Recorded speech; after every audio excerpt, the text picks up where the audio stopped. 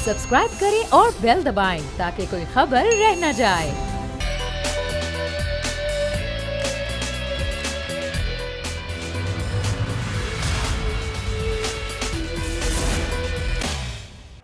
बिस्मिल्लाहिर्रहमानिर्रहीम, अस्सलामु अलैकुम। प्रोग्राम में मैं सुमैया रिजवान आपको खुश आमदीद कहती हूँ। नाजरीन, आज जो सियासी हैपनिंग की जो अटेंशन थी, यानी कि जो सारा हैपनिंग्स हो रही थी, वो हो रही थी सुप्रीम कोर्ट में। बड़ी अहम समातें के हवाले से आज मामलात थे और सबसे बढ़ के जो आर्टिकल 63A की तशरीह मांगी है हुकूमत ने सुप्रीम कोर्ट से, एक सदारती रेफरेंस वहाँ दायर किया गया है और ये पूछा गया है, इसमें कुछ सवालात हैं वो मुसब्बिता तैयार किया गया है। उसमें ये पूछा गया है कि एक रुकन असम्बली जो अपनी जमात के खिलाफ वोट डाल दे, यानी कि वोट डाल दे, उसके बाद उसके खिलाफ क्या कार्रवाई हो सकती है। पहला, यानी कि वो फ्लोर क्रॉसिंग करता है, हॉर्स ट्रेडिंग करता है या वोट बेचता है, तो उसके खिलाफ क्या आर्टिकल 63A की तशरीह से उसके खिलाफ कार्रवाई क्या होगी, क्या उसे ताहयात नाअहल करार दिया जा सकता है। ये तमाम तर सवालात पूछे गए हैं, एक्सप्लेनेशन ली गई है सुप्रीम कोर्ट से, जिसके लिए एक लार्जर बेंच तश्कील देने की इस्तदा कर दी गई है। साथ ही साथ एक और मामला था आज, और वो ये था कि रेड जोन में जलसा करने से तमाम जमातों को रोका जाए।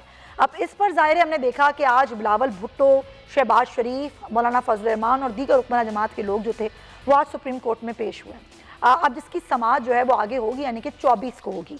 उस पर यह कहा गया है कि आप एक कोड ऑफ कंडक्ट बनाएंगे, हमें मवाद दिखाएं। अगर एक मवाद पर तमाम सियासी जमातें मुत्तफिक हो जाती हैं कि जी कोई सियासी तसादुम नहीं होगा, किसी किस्म का कोई इंतशार नहीं होगा, वो ला के हमें आप दिखा दें।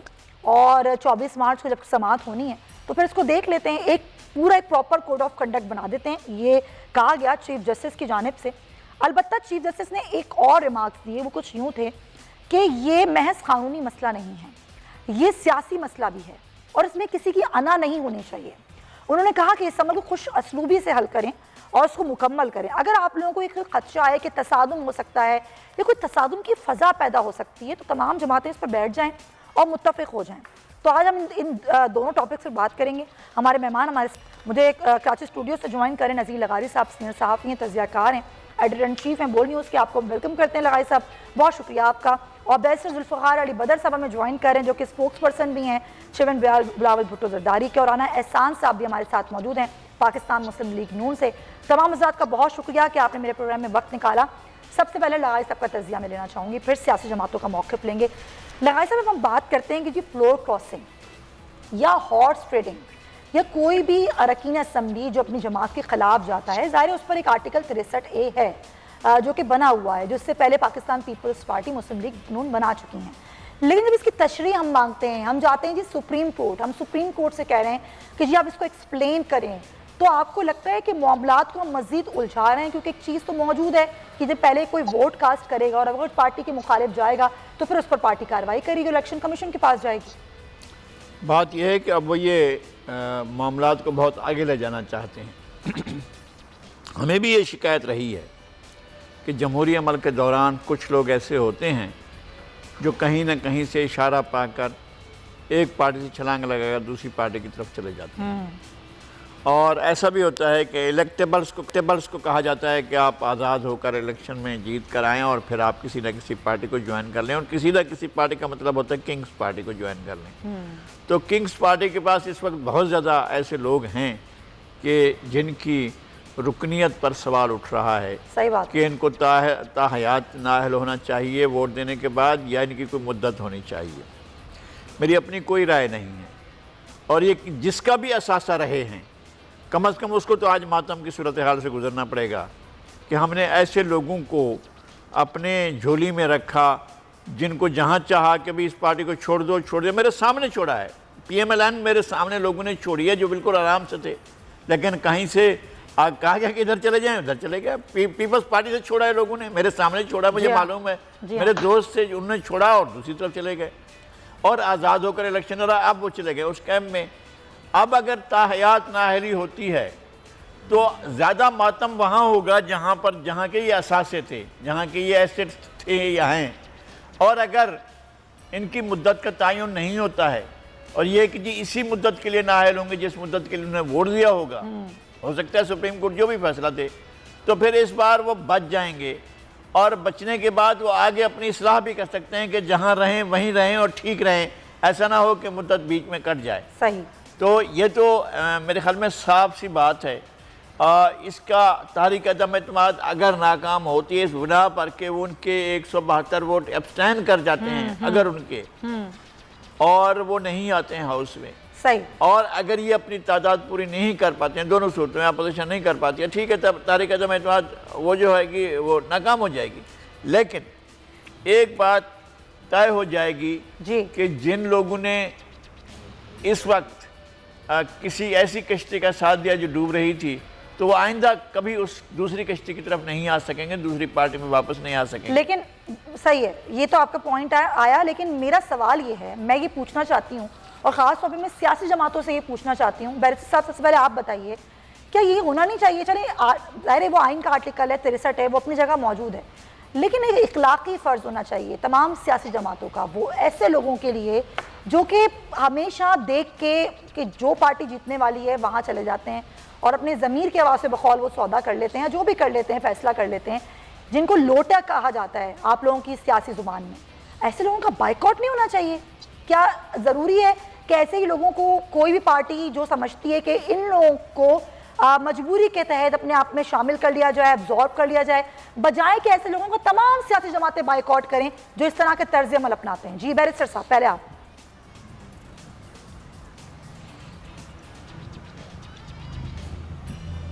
जी जुल्फ़िकार साहब, आपसे सवाल है मेरा। जी बिस्मिल्लाहिर्रहमानिर्रहीम। देखिए, ये जो आपका सवाल है ना, दिस इज़ वेरी पर्टिनेंट। इसके अंदर दो पहलू हैं इसके। एक तो इसका इखलाकी और रवादारी का पहलू है, जिसको आप मोरालिटी के तौर पे देखेंगे कि मॉरली उसको कहाँ पे स्टैंड करना चाहिए, और दूसरा उसकी साइड आ जाती है कि उसका कॉन्शियस उसको क्या कहता है। इसके अंदर दो मुख्तलिफ पर्सपेक्टिव्स हैं। पहला पर्सपेक्टिव ये कहता है कि उसने अपने ज़मीर का फ़ैसला करना है या मौजूदा जिस हालात से वो गुज़र रहा है उसने उसको देख के फ़ैसला करना है। बिकॉज बहुत सारे पॉलिटिशियंस ऐसे होते हैं जो कि अपनी जमात के अंदर रहते हैं, पर जमात के अंदर से जो खातिर खा जो पज़राई वो चाहते हैं उनको वो मिलती नहीं। So they will have to look for another option, और उस ऑप्शन को देखने के लिए या उस ऑप्शन को इस्तेमाल करने के लिए तो दे लुक अराउंड, फिर वो अपना फ़ैसला करते हैं कि हमें इस जमात में रहते हुए अगला ऑप्शन कौन सा अडॉप्ट करना है।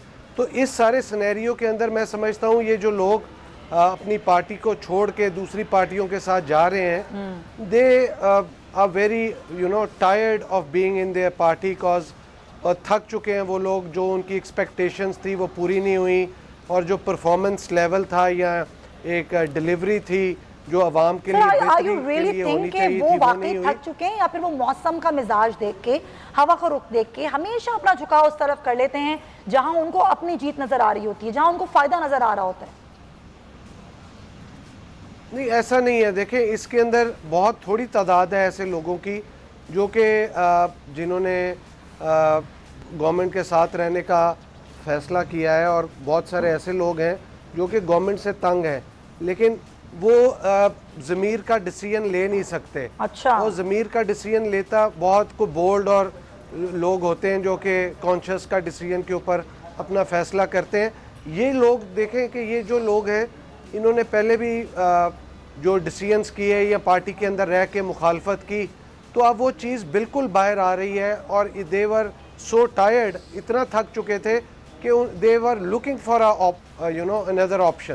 तो अब वो किसी दूसरी तरफ जा रहे हैं, और उनके लिए ये ज़रूरी है कि पार्टी के अंदर रह के अपना डिसीजन करें, बिकॉज अगर वो रिज़ाइन करते हैं तो वो बिल्कुल गेम से आउट हो जाएंगे। तो अंदर रह के अगर वोट ना भी दें, then there is another scenario, cause इसके अंदर हर बदलते दिन के साथ, हर बदलते मौके के साथ एक नया सिनेरियो डेवलप हो रहा है, और उसको हर बंदा ऑब्जर्व कर रहा है कि क्या है। और जिन लोगों ने डिसाइड कर लिया हुआ है वो I think they have morality के ऊपर मैं बात नहीं करूंगा, बट उन्होंने कॉन्शियसली अपने ज़मीर की आवाज़ पे, चले मैं तो यहाँ पे ज़मीर की आवाज़ से ज़्यादा मैं इखलाकी मामले को ज़रा पॉइंट आउट करना चाह रही हूँ, क्योंकि ये सियासतदानों की जिम्मेदारी है कि जो इखलाकी इक़दार होती हैं जमहूरियत की, उनको ज़िंदा रखना, उनको बचाना।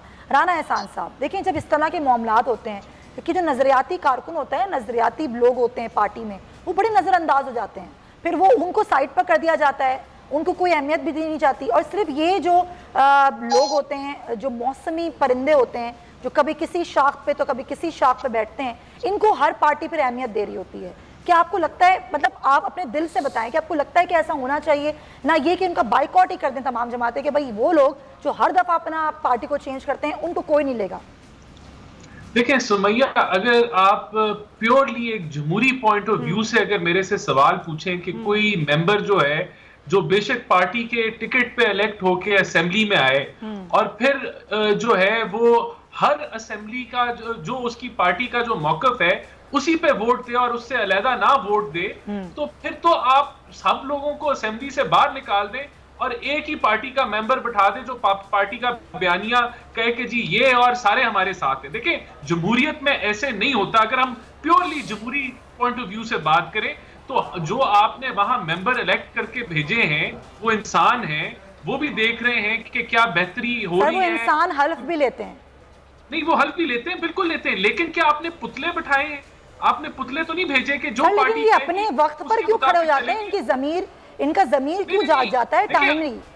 अगर हम डेमोक्रेटिकली बात करें तो दुनिया में इजाजत है कि जब एक मेंबर इलेक्ट होता है तो वो अपनी मर्जी के मुताबिक वोट करे। अच्छा, अब जो आपकी बात है कि अगर पार्टी वो कभी किसी के साथ और अपने इक्तदार के लिए बाद में वो शिफ्ट हो जाता है, तो उसके लिए एक जमहूरी अमल के अंदर अवाम को ऐसे लोगों को वोट नहीं करना चाहिए। अवाम के पास वो शऊर होना चाहिए कि अगर एक बंदा सिर्फ अपनी इक्तदार के लिए पार्टियां चेंज करता है तो उसके ऊपर वोट ना डाला जाए। लेकिन अगर हम आईनी पॉइंट ऑफ व्यू से देखें तो आज 2-3 चीजें हुई हैं। एक तो अटॉर्नी जनरल साहब ने क्लियर कर दिया कि कोई रुकावट नहीं होगी किसी एमएनए की, कि उसको जो है वो वोट डालने से रोका भी नहीं दिया जाएगा और वो वापस भी आराम से जा सकता है। इसका ये मतलब है कि जो हुकूमती वुज़रा जो धमकियां लगा रहे थे और जो वो मामलात को बिगाड़ने की कोशिश कर रहे थे, आज अटॉर्नी जनरल साहब ने गारंटी दे दी इस चीज की। दूसरा, जो सदारती ऑर्डिनेंस जो जमा हुआ है 63A का,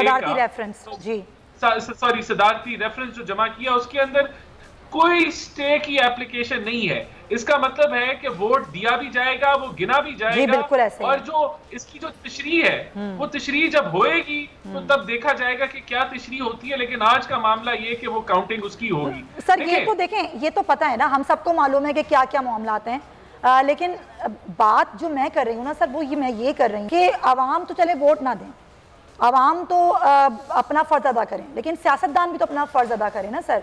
एक शख्स ने इस्तीफ़ा नहीं दिया, बिना इस्तीफ़ा दिए वो आके किसी और के खिलाफ वोट दे, अगर ऐसा होता कि वो ठीक कर रहा होता तो फिर आर्टिकल 63 लगता भी नहीं उस पर।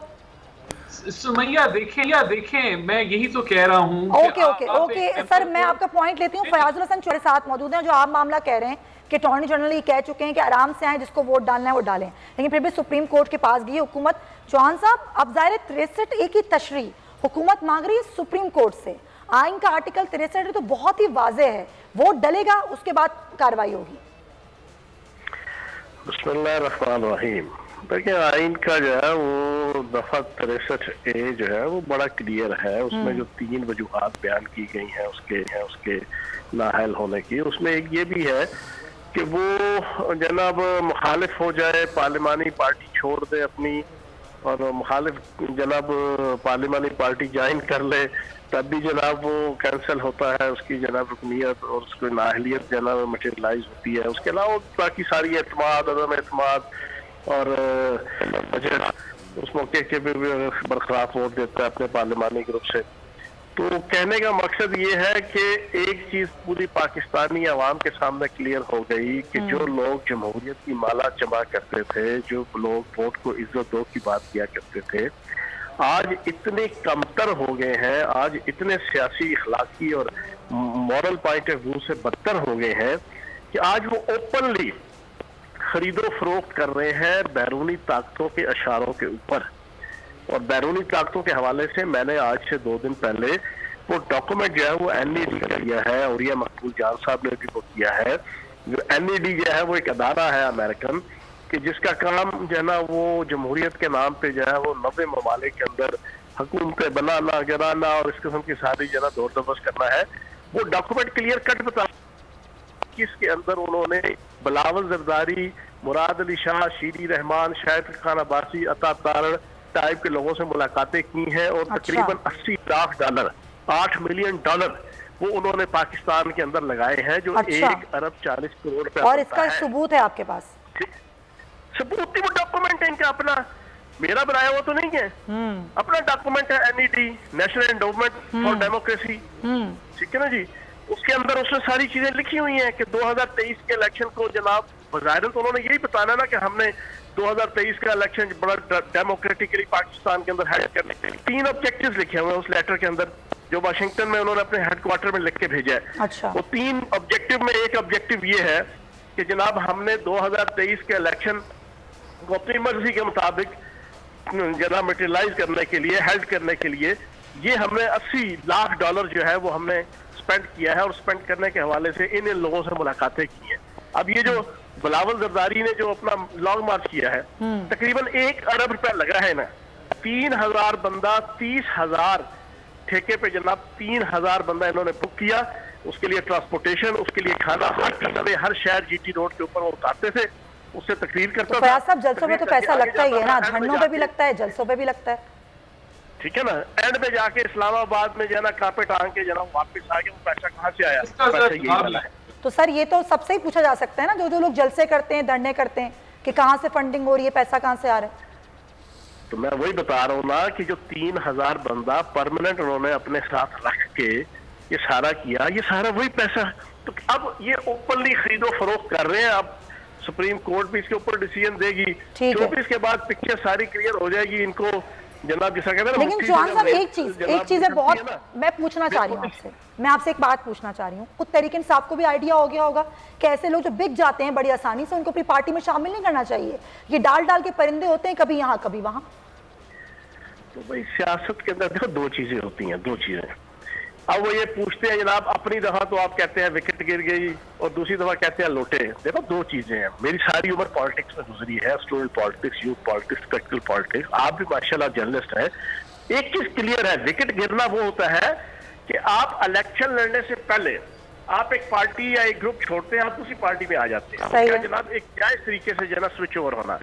एक होता है कि एक पार्टी के टिकट से आप मुंतखब हो गए और मुंतखब होके आप वहां पर मौजूद हैं और आप 63A आर्टिकल की जनाब वायलेंस करते हैं, खिलाफ वर्जी करते हैं, वो लोटा बनना होता है। अच्छा। हाँ, आपके अंदर इतनी गैरत खुददारी है, जमीर जागा है आपका, ठीक है जी, आप जनाब रिजाइन कर दें, रिजाइन करके आप इलेक्शन लड़ लें, दूसरी पार्टी जिस पार्टी की तरफ आपका जमीर जाग गया है, ठीक है, सिंपल सी बात है, इसमें कोई मसला फीसा गोरा तो है कोई नहीं। पॉइंट टेकन, बहुत शुक्रिया आपका। हमारे साथ फयाजुल हसन चौहान साहब मौजूद थे। हाँ जी, मैं चाह रही हूँ राना साहब अपना, हाँ जी बिल्कुल अपना मौक़िफ़ दीजिए आप। देखिए, अगर ये कोई इंटरनेशनल साजिश है जो इतनी बड़ी साजिश की जा रही है कि इमरान खान साहब को गिराया जा रहा है, तो मेरा एक बड़ा बेसिक सा सवाल है, क्या हमारी ISI और हमारी एस्टेब्लिशमेंट जो है उस साजिश का हिस्सा है कि वो ये साजिश होने दे दी है? देखिए, अब ये आईनी तौर पे अब ये जाते नजर आ रहे हैं, तो इनको समझ नहीं आ रही कि हम क्या बहाना दें, क्या लोगों को टोपी ड्रामा सुनाएं कि होने जा रहा है, इस मुल्क में साजिश होने जा रही है। कोई खुदा का खौफ करें। हकीकत ये है कि जहांगीर तरीन आपसे आज का नहीं, बहुत अरसे का जो है वो रूठा हुआ है और लोगों को नजर आता है ज़िमनी इलेक्शन देख के कि वो अब नहीं जीतने लगे इस पार्टी के साथ और जवाल पजीर है ये पार्टी, और वो अपनी पार्टी से तंग आ चुके हैं इनके लोग, और इनके इत्तेहादी भी उसी सफ़ों में जो है वो खड़े हुए हैं कि इनसे तंग आ चुके हैं। तो ये इंटरनेशनल साजिश के ऊपर प्लीज खुदारा डालें, और हम भी कोई गैर आईनी काम नहीं चाहते, हम चाहते हैं 63A अगर लगता है इनके मुताबिक तो लगाएं, लेकिन आप धक्का ना लगाएं, आप वहां अवाम के जो है वो जलसों की धमकियां ना दें, आप आइन के मुताबिक चलने और आइन के मुताबिक अब तक सेशन कॉल हो जाना चाहिए था। इन्होंने सेशन कॉल ना करके आइन की शिकनी की है, खिलाफ वर्जी की है। ठीक है, सही है, वो मामला भी चल रहा है, सही है सर, पॉइंट टेकिंग। क्योंकि अभी जो बात NED डॉक्यूमेंट की है, मैं चाहती हूँ कि जुल्फ़िकार साहब इस पर कमेंट करें चौहान साहब की इस बात पर कि जी 1 अरब लगा और वो परमानेंट बंदे थे जिनको वो लेके गए, और 3000 परमानेंट बंदे थे, और फिर वो डॉक्यूमेंट जो 80 लाख डॉलर था वो यहाँ लगा। जी जुल्फ़िकार साहब। देखिए, मैं तो इस पे इतना ही कहूँगा कि जब ये कोई विकेट गिराएं या ये कोई बंदा जोड़े तो वो हलाल है, और कोई दूसरी पार्टी कोई बंदा विकेट गिराए या कोई बंदा साथ मिलाए तो वो हराम है। और हम कोई जलसा करें तो वो पैसे दे के, ये जब जलसा करें तो बगैर पैसे दे के, और इनकी फॉरेन फंडिंग नहीं है, और हम अपने ज़ोरे बाजू पे जलसा करें तो वो फॉरेन फंडिंग से होती है। ये कौन लोग हैं, ये कहाँ से उठ के आए हैं? इन लोगों को ना पॉलिटिकल प्रोसेसेस का पता है, ना अखलाकियात का पता है, और इनसे कोई बात पूछ ली जाए तो इनकी ज़बान इस तरह चलती है जिस तरह के मैं अब अल्लाह माफ़ करे क्या कहूँ कि अखलाकियात का दायरा ही ये छोड़ देते हैं। आप इनसे ये पूछें जो बात असल पूछने वाली है कि भाई मोरालिटी की आप बात करते हैं, आप कॉन्स्टिट्यूशन की बात करें कि आपने 14 दिन के अंदर आपने कौमी असम्बली का इजलास बुलाना था, क्यों नहीं बुला रहे आप? क्या वजह है, भाग क्यों रहे हैं? भाई प्राइम मिनिस्टर का एक स्टेचर होता है, ग्रेस होती है, आप इखलाकियात के अंदर रह के बात करते हैं। आपका जो प्राइम मिनिस्टर का स्टेचर है वो ये कहता है कि अगर आप if you are losing it you have to lose it gracefully, if you are quitting you quit gracefully, आप जब छोड़ के जाएं। But they are in a state of mind कि ये उस चीज़ को एक्सेप्ट ही नहीं कर रहे कि हमें गवर्नमेंट से निकलना है या छोड़ के और अभी बल्कि वोटिंग डे नहीं आया और उससे पहले इतना क्योस है। सर मुझे ब्रेक लेनी है, बहुत शुक्रिया आपका। वैसे जुल्फ़िकार अली बदर साहब और हमारे सराना एहसान साहब मौजूद थे। हाँ, दोनों हजरात का लगाई साहब से हम इस टॉपिक पर मजीद भी बात करेंगे, लेकिन इस ब्रेक के बाद।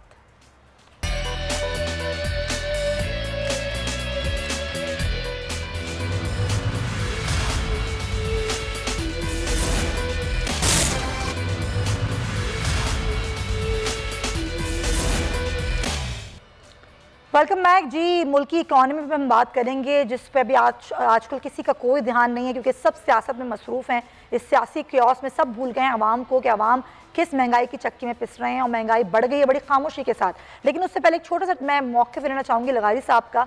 लगारी साहब, अभी आप सुन रहे थे अली नवाज़ आवान और फैसल जावेद जो बात कर रहे थे, क्योंकि अभी अदालत ने हुक्म दे दिया है हुकूमत और अपोजिशन को कि आप एक ही जगह जलसा नहीं करें, क्योंकि इससे तसादुम का खतरा है। जिस तरह मैंने अपने इंट्रो में बात कही थी, पहली बात तो आप समझते हैं कि जलसा होना भी चाहिए, क्योस मजीद फैलाएगा?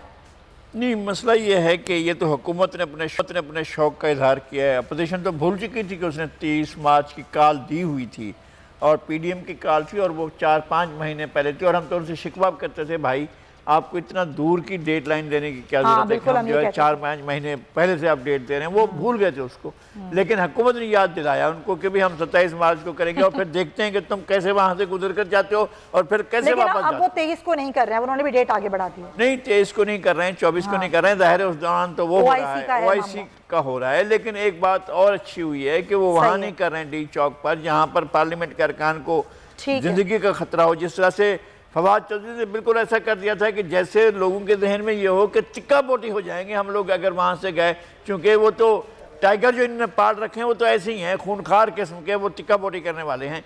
तो उन्होंने अपने आप को बचाने के लिए ये सोचा था कि क्या करेंगे। ये शुक्र है कि सुप्रीम कोर्ट के कहने पर इन्होंने मान लिया और अपना वेन्यू चेंज किया है। सही है। तो ठीक है, एक तो ये है कि आपको मजमा जमा करने की आज़ादी है, लेकिन ये कि ये तादाद तय करना कि हमने 20 लाख कर दी, ये 10 लाख कर दी, ना उनकी ये वो है दावा कर सकते हैं ना वो, और अपोजिशन भी दावा कर सकती है। ज़ाहिर है लोग आएंगे और दोनों बुलाएंगे, दोनों ऐसी जगह पर बुलाएंगे जहाँ पर लोगों को पता चलेगा कि क्या हो रहा है। और इस तरह के दावे, वैसे जब तहरीक हो रही है अदम एतमाद की, तो फिर उसी पर ही वोटिंग होनी चाहिए, बाकी इस तरह के ड्रामे जो है वो नहीं होने चाहिए। Point taken. तो जिस तरह मैंने बात की, इस मुल्क की सियासत में जो हलचल है, इसमें सियासतदान जो हैं वो आवाम को भूल गए हैं। वैसे तो बड़ी बात की जा रही है कि जो कुछ भी हो रहा है ये सब आवाम के लिए हो रहा है, लेकिन आवाम खुद क्या समझती है, ज़रा आप भी देखिए। इनको तो सबको अपनी पड़ी हुई है, आवाम का कौन सोच रहा है। तो फिलहाल तो अपनी अपनी सीट बचाने के चक्कर में पड़े हुए हैं। सर महंगाई तो 100% बढ़ गई है, लेकिन गवर्नमेंट की कोई तवज्जो नहीं है हमारी तरफ। कि जब चीज़ लेने जाते हैं कुछ और रेट होते हैं, जब दूसरी दफ़ा जाते हैं तो कुछ और उससे ज़्यादा होते हैं। महंगाई जो उनसे काबू में नहीं आ रही। तो वज़ीर आज़म तो एक्शन लेते नहीं, वज़ीर आला तो किसी चीज़ का भी उन्हें नोटिस ही नहीं है। सिर्फ ये पता है मैंने मुलाकातें करनी है, अपनों में ब्रीफिंग देनी है और आउट। महंगाई बढ़ाई जा रही है, खुद ब खुद नहीं बढ़ती, इसको बढ़ाते हैं तो बढ़ती है। वज़ीर आज़म का ये कहना कि मुल्क की इकॉनमी जो है बिल्कुल सही समत में है, और ये हमें IMF ने बताया है। तो ज़रा इसी पे बात कर लेते हैं। हमें ज्वाइन करें माहिर मुआशरियात शाहिद हसन सिद्दीकी साहब। बहुत शुक्रिया शाहिद साहब आपके वक्त का। जब हम बात करते हैं कि जो इकॉनमी बिल्कुल सही समत में है और हम बिल्कुल ठीक जा रहे हैं और महंगाई बढ़ रही है, उसके मामला सारे इंटरनेशनल ही हैं, क्योंकि ज़ाहिर है रूस और यूक्रेन के मामला है, इसीलिए तेल की कीमत बढ़ रही है, इसीलिए डॉलर की कीमत बढ़ रही है, इसीलिए गोल्ड की कीमत बढ़ रही है और गंदम भी इसीलिए बढ़ रही है। तो सर ज़रा बताइएगा कि वाकई जो वज़ीर आज़म कह रहे हैं कि हम बिल्कुल सही समत में जा रहे हैं, हम वाकई सही समत में? देखिए, मईशत की जो सूरत हाल है वो इंतहाई तशवीशनाक है और वो किसी भी छोटे या बड़े मुल्की या बैरूनी झटके को संभालने की सकत नहीं रखती और इस वक्त उसको दोनों झटके लग रहे हैं। महंगाई की अगर बात करें तो भारत से हमारी महंगाई इस वक्त दुगनी है और मईशत की शरह नमू हम उनसे आधी है। बांग्लादेश से महंगाई हमारी ज़्यादा है, शरह नमू कम है। तीसरे ये कि बेशतर माशी अशारिये सिवाय बरामदात के और रेमिटेंसेस के जो 111(4) के तहत आ रही हैं, तशवीशनाक बात है एक्चुअली, सारे माशी अशारिये 2018 से ख़राब हैं और मनफी रुझानात दिखा रहे हैं। लेकिन मैं आपको बताऊं कि कुदरत हमारे ऊपर एक मेहरबान है। इस वक्त कुदरत ने एक हमें बड़ा अच्छा मौका दिया है, क्योंकि आप आवाम की बात कर रहे हैं। अभी तो IMF को आपको पता है कि IMF ने हमारा प्रोग्राम रोक दिया है, $1 अरब की किस्त रोक ली है। रुपया कदर इसलिए गिर रही है कि वज़ीर आज़म ने माशी पैकेज दे दिया। लेकिन इस वक्त कुदरत ने जो पाकिस्तान को मौका दिया है, मेरे ख्याल से बहुत कम ऐसे मौके आते हैं। क्योंकि पहला तो ये हुआ है कि अभी सुप्रीम कोर्ट में जो रेफरेंस गया है 63A के तहत, ये बड़ा अच्छा मौका है कि ये तय हो जाए कि जो इलेक्शन में मैंडेट मिलती है वो तो एक इंतखाबी मंशूर को मिलती है। अगर आप उससे 100% इनहराफ कर रहे हैं तो क्या वो मैंडेट बरकरार रहता है? ये बड़ा अहम बात है, क्योंकि जो 10 नुकाती हिकमत अमली थी वो पाकिस्तानी मईशत की बेहतरी की जमानत थी, लेकिन उस पर बिल्कुल भी अमल नहीं किया गया। उसमें तो ये था कि 100 दिन के अंदर अदल पर मबनी टैक्सों की पॉलिसी आ जाएगी, जो है हंगामी बुनियाद पर जो है एनर्जी के शोबे में इस्लाहात की जाएंगी और 8 दूसरी थी, उसमें किसी पर अमल नहीं हुआ। ये 10 नुकाती हिकमत अमली जामिन है पाकिस्तान की सलामती, पाकिस्तान की मईशत की बेहतरी और आवाम की फलाह बहबूद। तो अगर ये रेफरेंस 63A के साथ ये भी तय हो जाए कि कोई भी पार्टी हो वो एक इंतखाबी मंशूर देती है, उसके जो बुनियादी नुकात हैं, जो बुनियादी वायदे हैं, अगर उस पर अमल नहीं करता तो 63A के साथ मेरे ख्याल से तो ये बहुत अहम है कि जो है वो ये फैसला भी सुप्रीम कोर्ट अपने रेफरेंस में दे दे और कानून साजी हो जाए। दूसरी चूँकि बड़ी अहम बात मैं ये कर रहा हूँ और वो ये है कि इस वक्त आवाम की बात कोई नहीं कर रहा है, आवाम भी कर रहे हैं, लेकिन आवाम को अब ये चाहिए कि और मीडिया इस पर बात करे कि ये बड़ा अच्छा मौका है कि 5-6 नुकात पर इत्तफाक रात हो जाए। नंबर 1, कोई भी पार्टी आए वो हर किस्म की आमदनी पर टैक्स लगाए, GST को 7.5% से आगे ना बढ़ने दे, पेट्रोलियम लेवी को ख़त्म कर दें और तवानाई के शोबे में इस्लाहात की जाएँ। तालीम और सेहत की मद में कम से कम 7.6% GDP का मुख्तस किया जाए, जो कि तहरीक इंसाफ ने 2013 में वायदा किया था, अभी तक नहीं हुआ।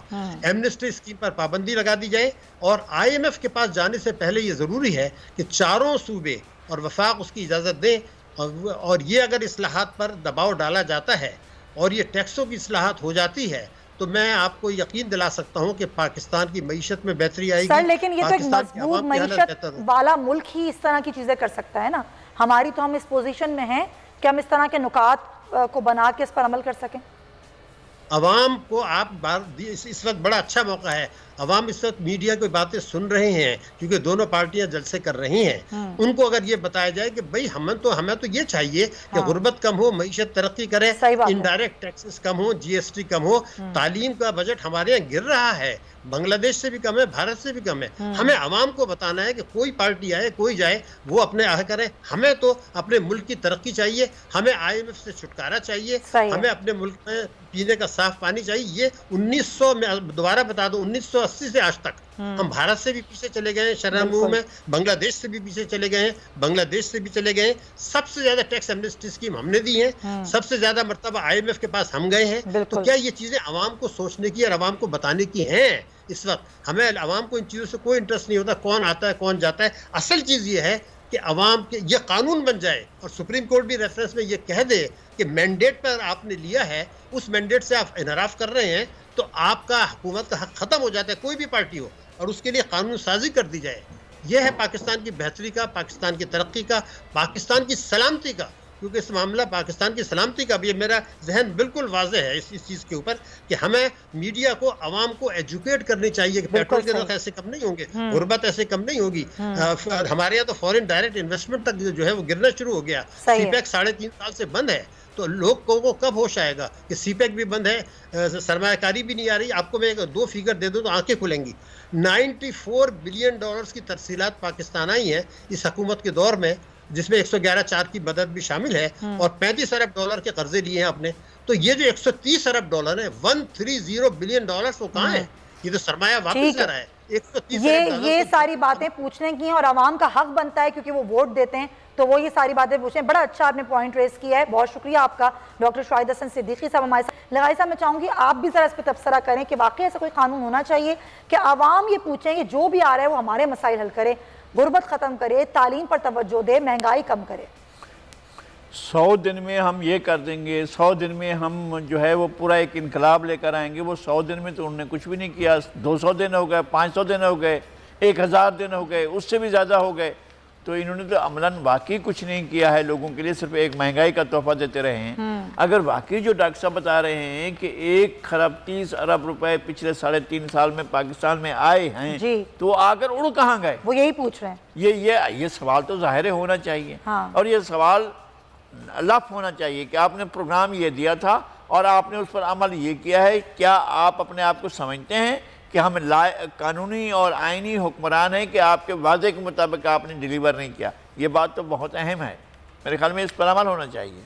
बिल्कुल सही लगारी साहब, ना सिर्फ अमल होना चाहिए बल्कि आवाम को खुद इस पर बात करनी चाहिए और ये मामला तमाम तर सियासतदानों के सामने उठाना चाहिए कि आपकी अपनी सियासत अपनी जगह, लेकिन जिस बात पर हमें वोट लेते हैं आप बात पहले ठीक करें, हमें वसाइल दें, हमारे मसाइल हल करें, तभी आपको वोट मिलेगा। ये हमारा फ़र्ज़ है नाज़रीन, ये आपका फ़र्ज़ है, ये मेरा फ़र्ज़ है। नज़ीर लगाई साहब हमारे साथ मौजूद है। सर आपका बहुत शुक्रिया। प्रोग्राम में एक ब्रेक शामिल करेंगे, फिर वापस आएंगे।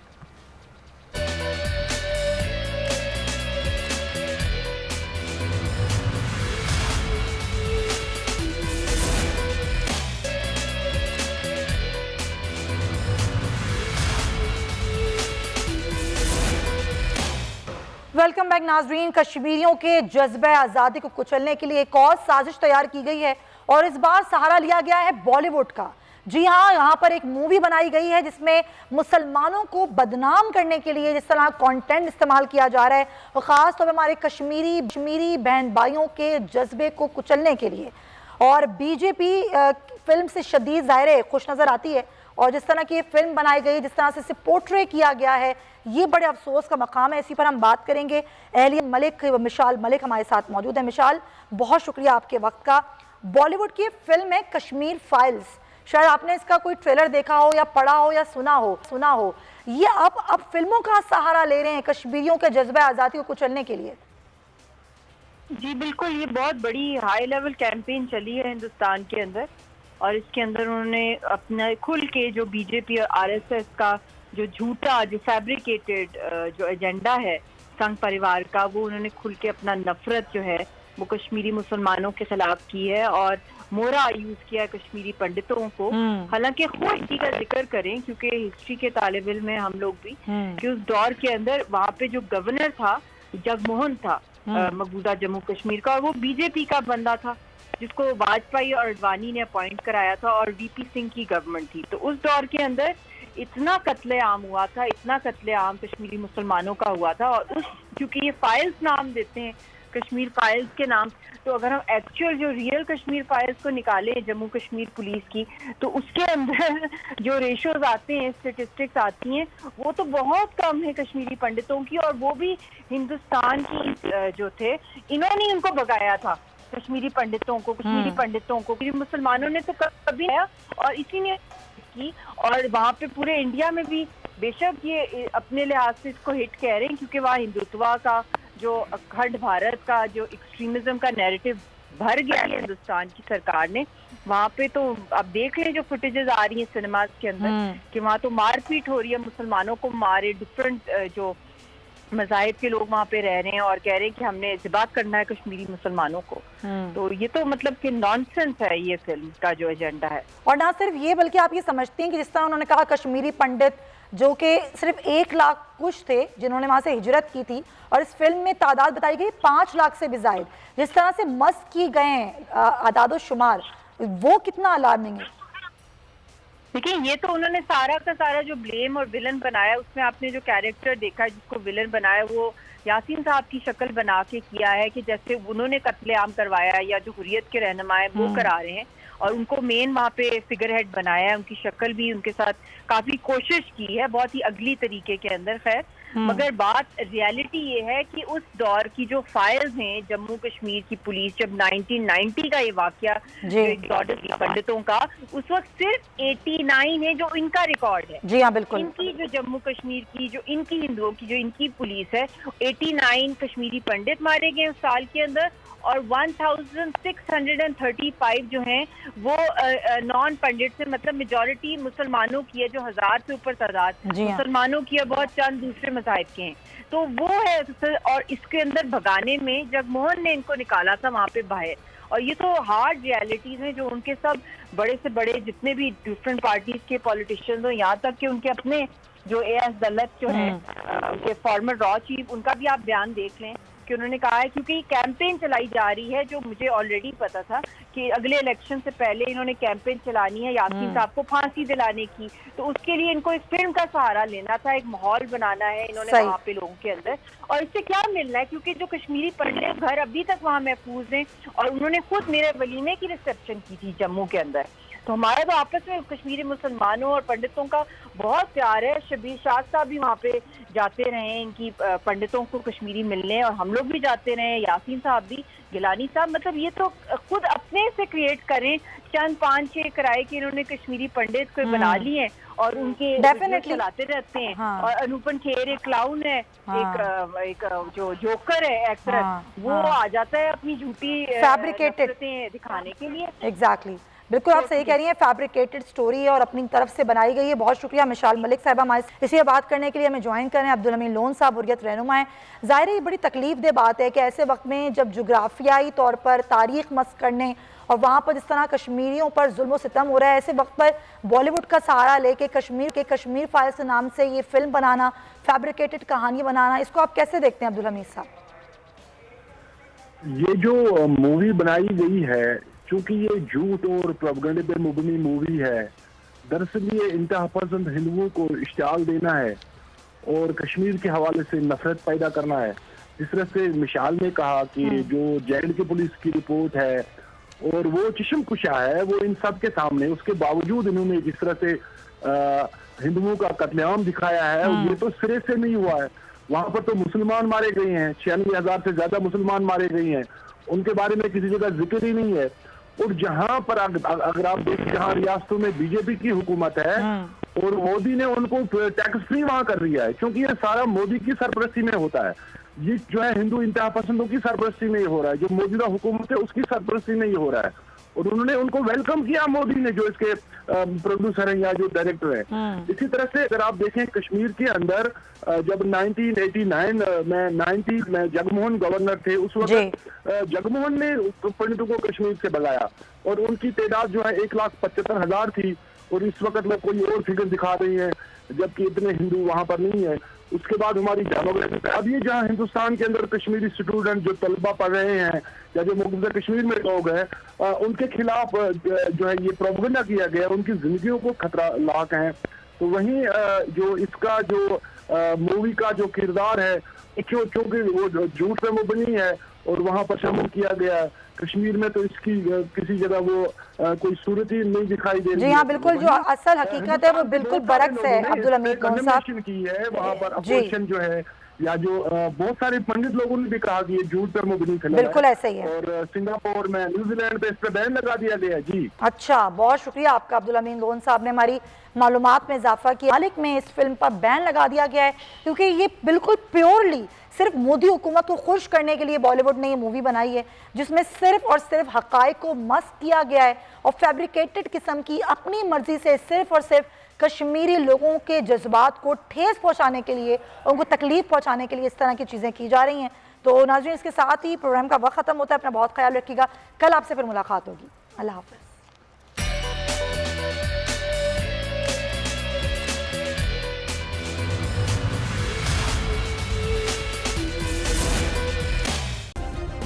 सब्सक्राइब करें और बेल दबाएं ताकि कोई खबर रह न जाए।